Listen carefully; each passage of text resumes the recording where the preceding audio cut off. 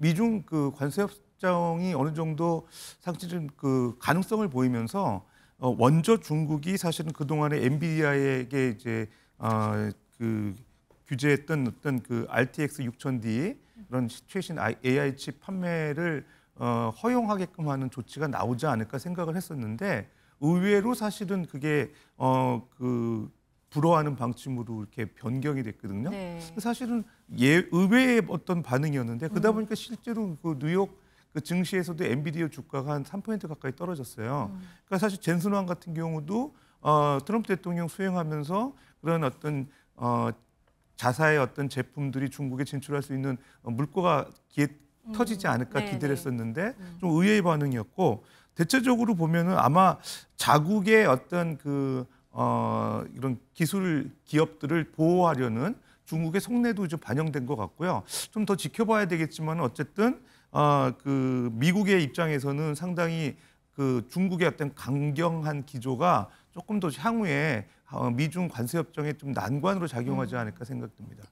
이 트럼프 행정부 출범 이후에 아쿠아일로였습니다. 중국과 미국과의 관계는요.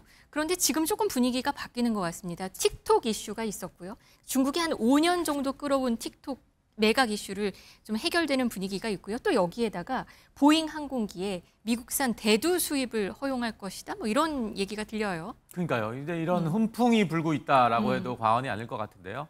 이 틱톡 매각이 이제 어떻게 보면 좀 상징성이 있습니다. 그동안 이제 틱톡의 어떤 규제라든지 어떤 보안 문제 그런 것 때문에 이제 이 중국 기업을 견제했던 부분이 있었는데 의외로 이제 물꼬가 트였습니다. 그래서 이 틱톡 사업의 어떤 지분 중 80%를 미국 투자자가 수유하고 그다음에 결국 이 미국의 데이터 그동안 보안 문제가 됐던 부분이 이제 서버에 보관이 되고 바이트댄스 측은 내 라이선스 형태로 알고리즘을 제공하는 그런 방식으로 됐는데 이게 왜 상징성이 있느냐? 이게 이제 물꼬가 트이면서 자연스럽게 다른 이슈들도 이제 해결이 되는 부분이라고 생각합니다. 네. 그래서 아까 말씀하셨던 보잉 500대를 구매하는 방안도 자연스럽게 얘기가 나오고 그다음에 미국산 대두 문제도 이게 이제 브라질로 이제 구매를 했거든요, 중국이. 그래서 요거를 바꾸는 거를 트럼프 행정부가 좀 노력을 하지 않을까. 그래서 이번 정상회담에서 나올 수 있는 여러 가지 이슈들이 있는데 이게 자연스럽게 틱톡 문제로서 뭔가 좀 하나의 이제 새롭게 뭔가 열린 그런 부분이 있다라고 저는 생각을 해봅니다. 근데 중국은 또 엔비디아 최신 AI 칩 구매는 또 금지한다고 얘기가 나오면서 엔비디아 주가는 또 하락했거든요. 그렇죠. 네. 그런데 이게 이제 이 부분도 아마 자연스럽게 얘기가 나오지 않을까 싶습니다. 그래서 아마 비슷한 예로 이제 이런 빅테크 기업들에 대한 중국의 견제들이 이제 계속되는데 특히 이제 이런 부분은 이제 그 AI에 들어가는 칩이죠. RTX X6000D의 수입을 이제 중국이 불허하는 그런 게 문제가 있어서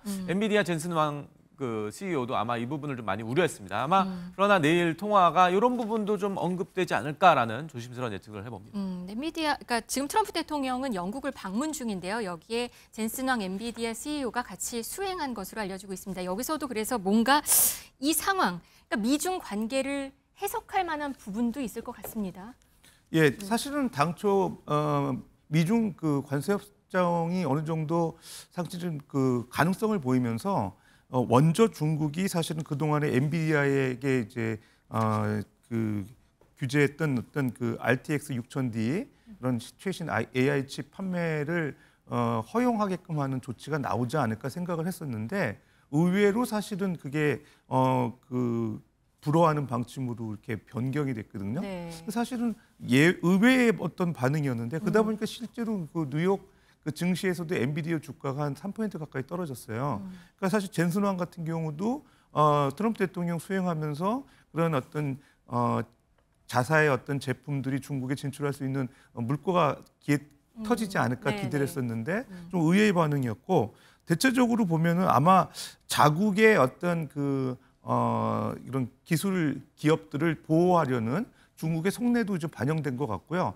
좀 더 지켜봐야 되겠지만 어쨌든 그 미국의 입장에서는 상당히 그 중국의 어떤 강경한 기조가 조금 더 향후에 미중 관세 협정에 좀 난관으로 작용하지 않을까 생각됩니다. 지금 미국과 중국의 이런 움직임, 여기에 따라서 우리나라가 받을 영향은 어떤 게 될까요?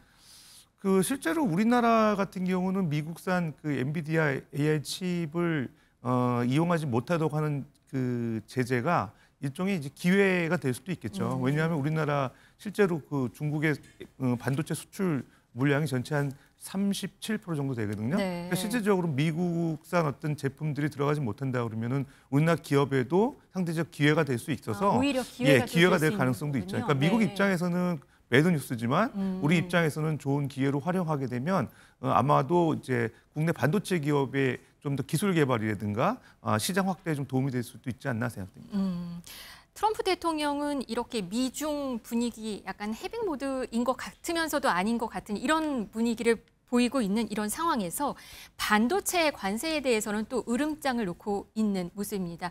우리나라 입장에서는 지금 한미 관세 협상의 최종 결론이 나지 않은 상황에서 반도체 품목 관세나 의약품 품목 관세를 높이겠다라는 이런 뉘앙스, 이런 인상 주는 발언들을 또 했단 말이에요. 이거는 어떤 영향을 미칠까요? 그러니까요. 이제 이게 계속 그 트럼프의 어떤 우방국이라고 볼 수 있는 우리와 또 일본에 대해서 다양한 어떤 의견을 내고 있어요. 지금 이제 반도체 같은 경우가 이제 100% 부과가 가능하다. 또 의약품 같은 경우는 150에서 250% 부과가 가능하다. 이런 것들은 어떻게 보면은 주요 국가인 우리에게 영향을 수출 주요 그쵸? 우리가 수출을 많이 하죠. 네. 그래서 이런 부분에서 이제 우리 그 업체들, 기업들은 이제 민감하게 반응을 할 수밖에 없는 부분이고, 과연 우리가 이제 미국을 신뢰할 수 있는 부분이 있느냐. 이번에 조지아주 그 근로자 구금 사태를 봤을 때는 그동안 그래도 좀 우리에게 우호적이고 뭔가 좀 부드러운 분위기가 연출이 되는 것 같다가 이 사태에서 갑자기 이제 찬물을 쏟는 그런 것이기 때문에 이제 그래서 자연스럽게 이제 이재명 정부의 대미 통상 부분에 있어서 우리가 계속 이렇게 끌려다닐 수 없다라는 좀 인식도 좀 작용을 하는 것 같아요. 네. 그러니까 이제 이게 일본의 사례인데 일본이 이제 대미 투자액이 한 5,500억 달러라고 하는데 실제로 여기에 대한 어떤 이익 배분 문제가 이슈가 됐거든요. 미국이 90% 가져가고 일본이 10%. 이 조항을 우리도 똑같이 사인을 할 것이냐. 우리도 투자를 약속을 했는데 이거에 대한 얘기들이 지금 아마 우리 행정부에서도 얘기가 나오는 것 같습니다. 그렇기 때문에 아마 이 트럼프 리스크 대비를 지금 만만하게 봐서는 안 된다. 겉에서는 좋은 유화책을 내다가도 뒤에서는 늘 다른 얘기를 하는 이런 부분에 있어서 우리가 어떤 모드로 나갈 것이냐. 이것이 아마 이재명 정부 행정부의 좀 고민일 것 같습니다. 네.